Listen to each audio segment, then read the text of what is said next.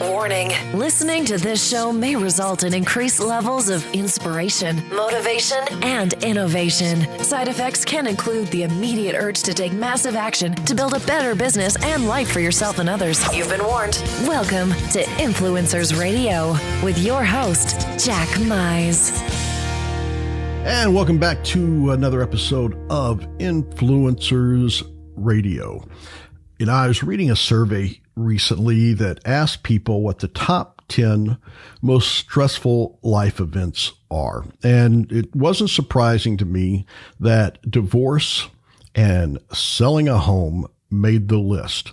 Well, if you think about going through both of those at the same time, it can really amplify that stress exponentially. You know, for many couples, their home is the greatest asset they have. So the decision to divorce often demands selling the house. And as emotionally draining as the process may be, it's important to understand that the next steps can have a lasting impact on your life long after the divorce. Well, my guest today is Janine Rosario. She is a realtor serving the Orlando and Central Florida areas, and she works directly with people who are going through a separation or divorce to sell their current home and to buy a new dream home for them and their family. She helps them to successfully navigate the home selling process, from prepping the home for sale all the way through closing, so that they can move on to the next chapter in their lives. So Janine, welcome to Influencers Radio. Thanks, Jack. Thanks so much for having me on today. Well, you know, this is it's an unfortunate topic, but it's one that, you know, there's a big population of people that find themselves in this situation. And, you know, of course, selling a home and getting divorced, it's no easy process.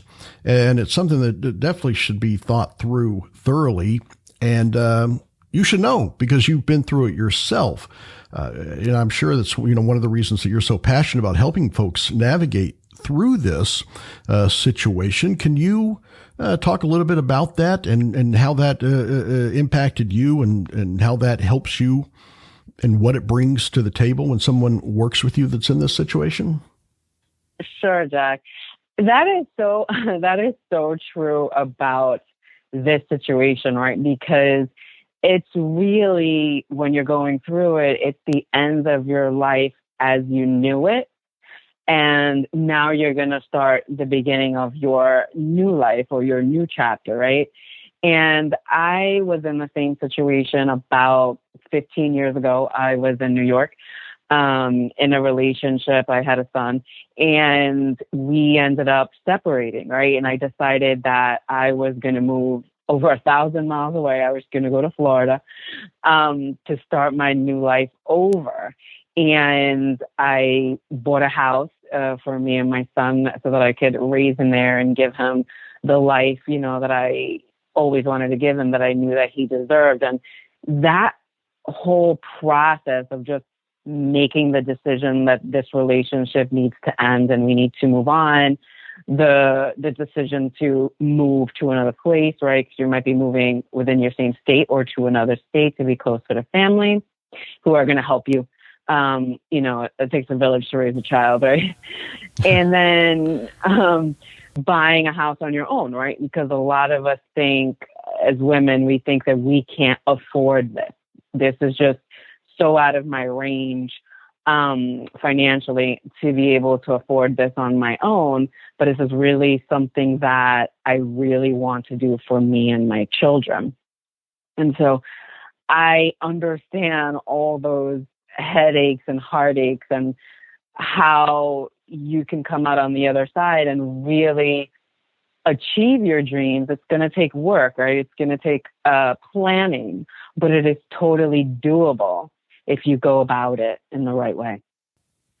Well, you know, that's one of the things, and I'm sure one of the reasons that these are on the top 10, you know, most stressful life events, because it's not just making financial decisions. There's a lot of emotional attachment to this. And, you know, unfortunately, when people are separating or divorcing, they're not necessarily on the best terms or in the mood to agree with each other. So, what are some of those special considerations that people need to think about when there's selling a house due to the divorce or separation? Great. I would say that the first thing to do, a lot of people may think it's contact a realtor right away. But the first thing to do would be to really discuss your particular situation, because everyone's situation is different. And, no two families are alike. So I would suggest that you consult a family lawyer who has a lot of experience in divorce, child custody, child support, that sort of thing, to get an idea of where you stand in your situation and what are the next steps, right? I know sometimes, though, we might not have the finances to, we think it's going to be so expensive to just talk to a lawyer. But there are a lot of local organizations that do give you support that are either free or really low cost. We have one in Orange County here. So that you can speak to a lawyer, give your situation, and see what do they suggest as the next steps for you in your separation divorce piece of it, as well as the piece of selling your home or the real estate that you guys own together. So is that something that you can do if let's say maybe but there isn't a big disagreement, that they're even though they're divorcing or separating, they know that the home needs to be sold.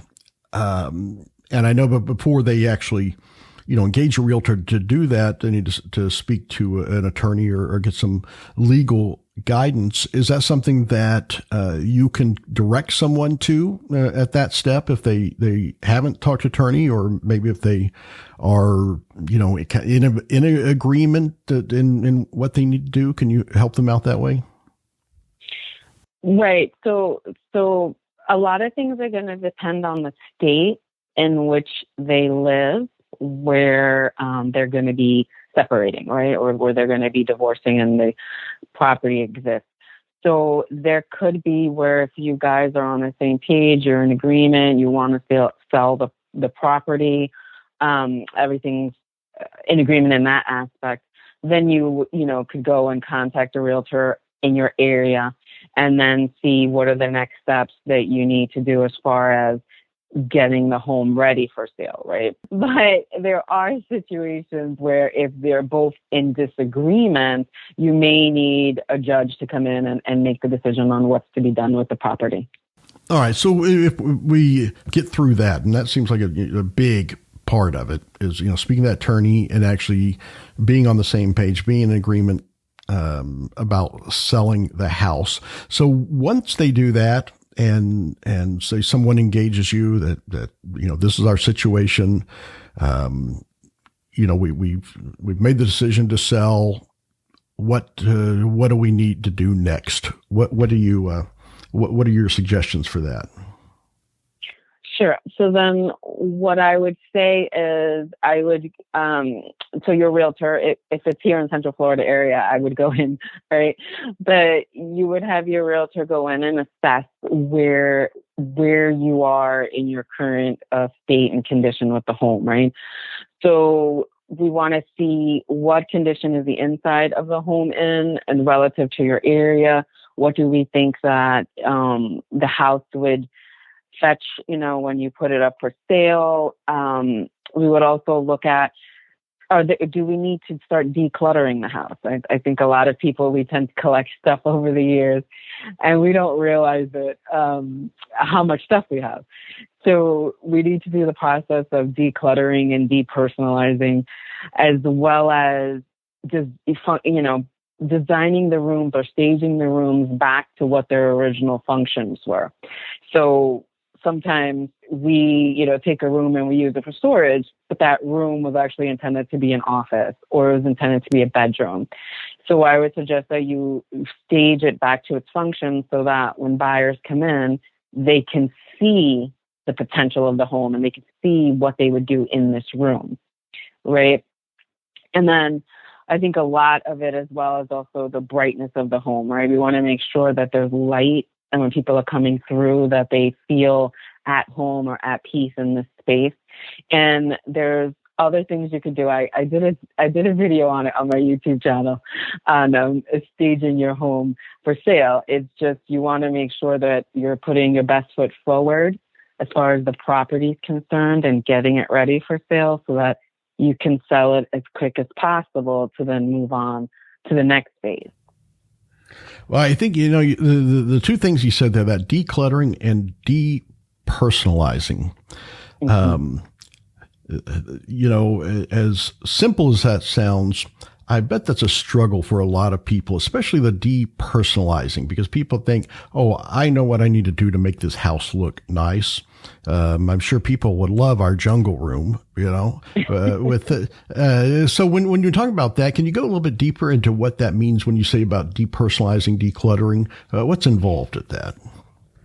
Sure. So that means we have to change our mindset, right? As the seller in this case, we have to change our mindset, and we have to think, if a stranger were to come in here, what would they want to see, type of thing. So when I say declutter and depersonalize, I mean, you're taking out a lot of the personal photos, pictures that were painted, by the kids, a lot of anything. We want to make it as buyer friendly, neutral as possible.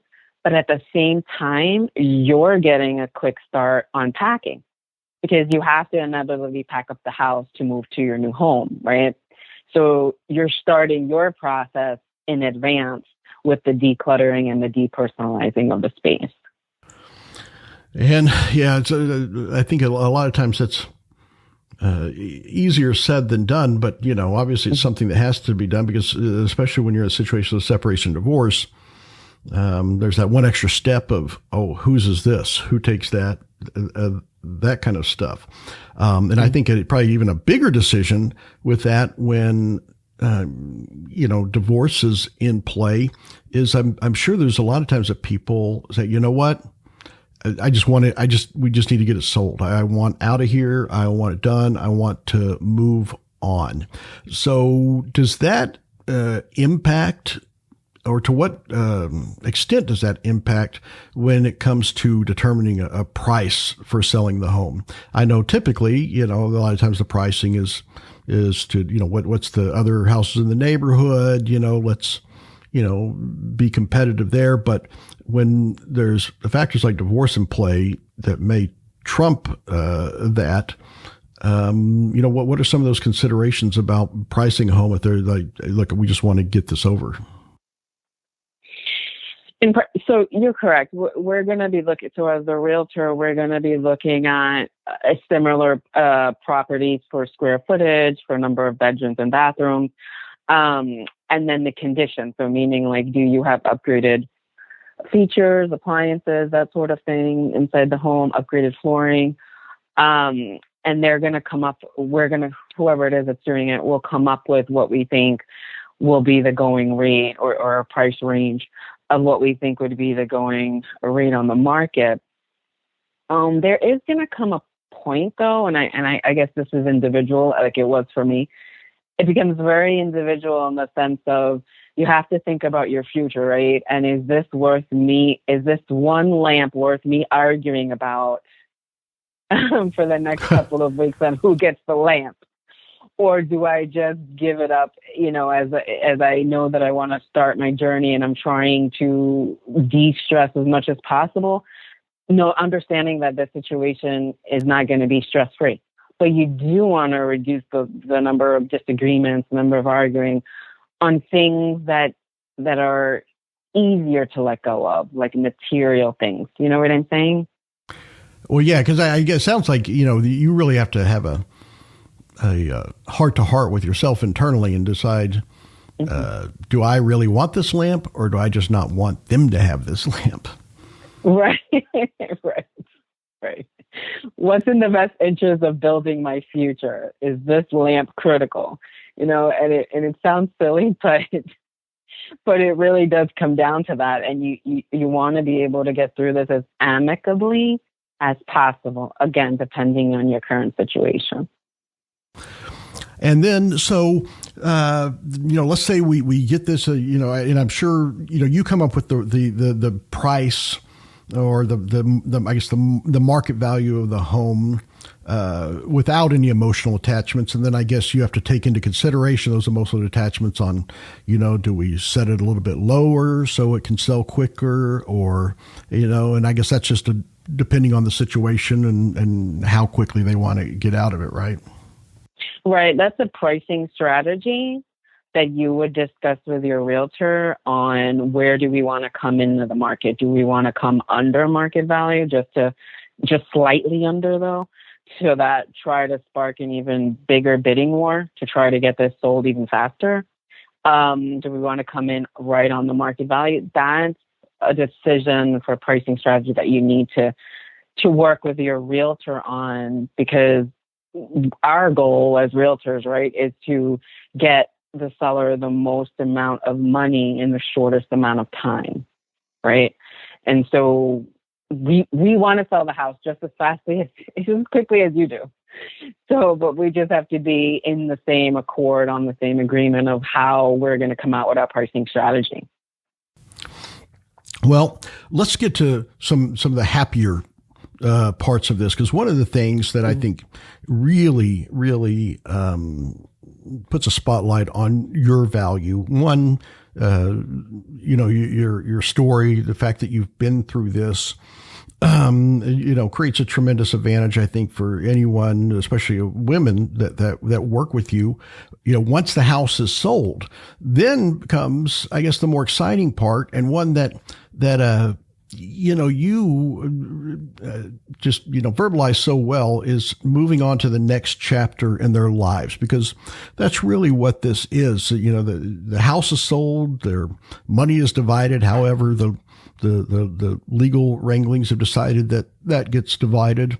Now it's time to really turn that page and start the new chapter of someone's life. So let's dig into that. What are some of those issues you talked about? Maybe mindset and the maybe misconceptions about financial abilities for a single woman to purchase the next house. Can you talk about that and maybe some of those myths and misconceptions or the fears that women may have when it's all said and done and now they have to start that next chapter? Sure. So I think the number one myth that we have is that as single women now, and this would be where you have a current job, right? So you're currently working.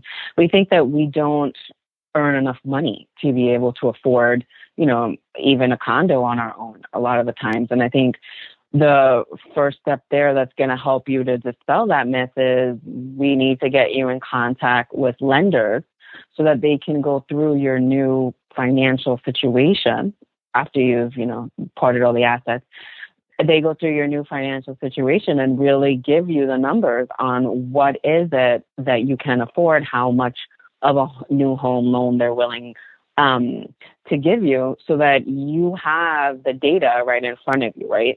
And it could sometimes be where you might be looking at a downsizing situation, right?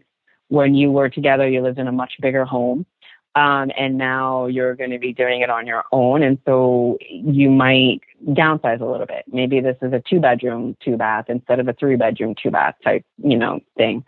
And you can rely, so as realtors, we have a lot of lender partners that we can refer our clients to, so that they can get a really good in-depth idea of where they stand financially. The lenders will also give you ideas. So let's say your credit is like right there, right? You're looking for a 640 and your credit is a 600.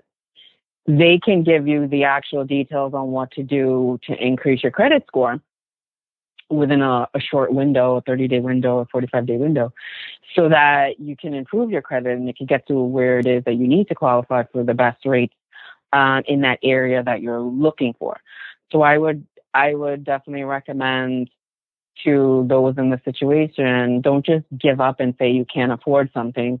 Really reach out to your local resource realtor there in your area to help you with the next steps on what you can do, what you can afford, and then help you look for that property or that new home. So would you say that that's kind of an important element to have that, to have the real estate agent and the mortgage broker kind of both being on the same page and, specifically with the situation so that they can work together and kind of work in concert to help with the success of someone that's in this, newly single situation to be able to purchase, not just, find, but also finance that house? Right. Definitely the two critical help assistance that you're going to get is going to come from the lender. And it's also going to come from your local realtor, right? Because we're in that area that you're looking to move. And we know a lot of the local home inspectors, lenders, anything else you might be looking for that's part of the process of just buying a home, right? It's a regular home purchase process. And we can help you so that you don't have to feel like you're starting from scratch and you're always having to look up on Google every single time you need to find someone in that area to get a quote from. Now, a lot of times, obviously when people are married over time, their finances, get tangled, both the good and the bad. Are there any special considerations people need to think about if they, how you untangle, that credit to, because a lot of times I would imagine that couples probably have similar credit. And if they had similar, if they've bought things together, purchased things together and managed their credit similarly, are there any issues with untangling that? So when it comes to getting approved for a mortgage that they may need to consider? I would say that your best resource on that would definitely be your divorce attorney, because they're going to advise you on how to go about detangling marital assets and what's the best way, because they're your attorney, right?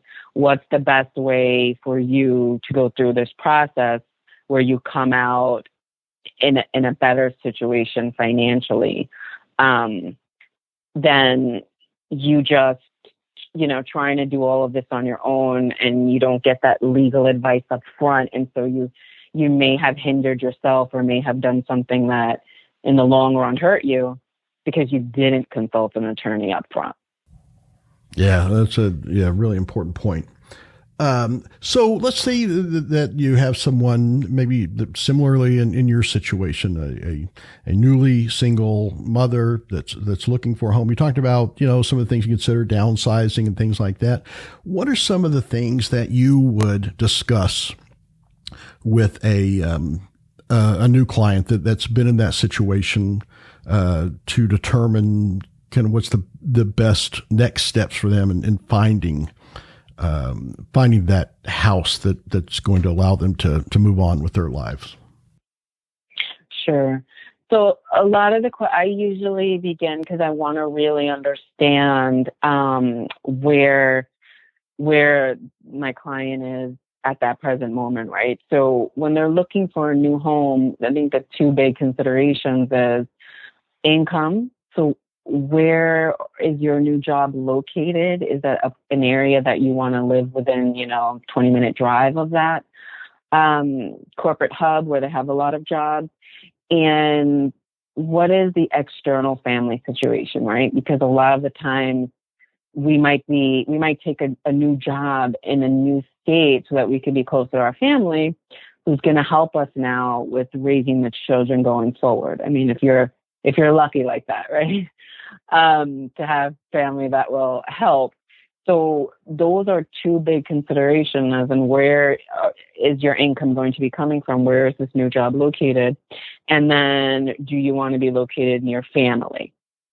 And where do they live? Where do they presently live? And so from there, you can work on finding a radius, within a 20 miles or 15 miles of either of those sites where you would want to live. Like, is this a good location? A lot of, you want to look at schools as well, and we have information and resources for you too as you start. So those are two of the new keys, and then I would just go from there on what areas within that radius I think would work based on what my client is telling me is important to them. Well, I can certainly say that, when people are going through divorce, you have, two separate, two people that might not be getting along. I can imagine how important it is to work with someone who understands that nature of divorce and all the emotional baggage that comes with this stressful life event. And, I can certainly, hear your compassion and empathy with that, because you've been through that. And I can also imagine, the patience, the level of patience that's needed from a realtor to be able to communicate, not just through the numbers and the logistics, but also on that emotional level. And I think that's one thing that you certainly bring to the table, with this very, very, very tough situation. So I want to thank you so much for coming on and talking through this, because I think it probably gives a lot of people that are in this situation, some hope and some relief that their situation isn't unique, that there is someone out there that understands so thank you for coming on and being so giving with sharing this information today. Thanks, Jack. And I do want to let people know that it does get better, right? You will learn from this process as you go through it, and you will surprise yourself at how strong you are once you go through it. So yeah, connect with people like me or someone that specializes in this in your area, so that we can help you to get through this process the best way possible.